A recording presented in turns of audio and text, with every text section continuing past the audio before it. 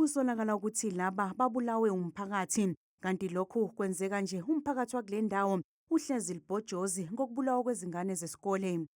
The bodies of 3 men aged between 26 and 35 were discovered around 8 o'clock in different locations within close proximity of each other in C-section informal settlement Samora Machel.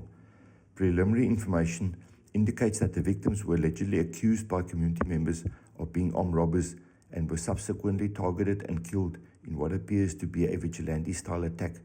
Although post-mortem examinations will confirm the exact cause of death, it is suspected that the victims were fatally assaulted.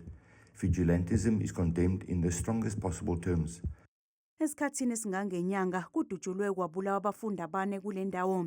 Izakhamuzi zithi ukungabibikho kwesiteshi samaphoyisa kunomthelela ebugebengwini okwenzeka kule ndawo nodlame olubhekiswe kubafundi.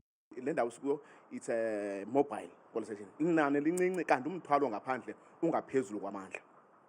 Yilento ke sithi uNational siyacela uba makaphinda asondelele azokwabona ukuba ngabe ayikho indlela okwazi uba makakhele police because asinto siyifunayo singabahlali baseSamora.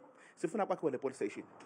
Ukwenzela uba ngaba nenani le-vehicles zokwazi balincedise lo msebenzi libe liqela because ipolice ungabisa amaphoyisa ukuthi makabheke eFlay uphinde makabheke eSamora awuziwafumana ngexesha elinye because ambalwa and neveni ngapha ngaphandle zimbalwa.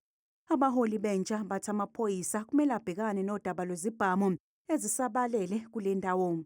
Ezinye izakhamuzi zithi uhlelo lokuphepha ezikoleni kungenzeka lihluleke uma amaphoyisa enganikwa izinsiza ezanele ukubhekana nobugebengu. Ngoba uninzi lwabantwana apha eKapa bafeli phakathi ezikolweni, bafeli ezindleleni eziya esikolweni naxa bebuya. Ngoko ke kuyanyanzeleka abaphetheyo, ingakumbi ke umphathi wamapolisa uTatu Mosemula, kuyanyanzeleka uba akabakhulule noko la madoda ngoku kuthiwa zi-special units phaa phezulu azoncedisana nezi zitishi.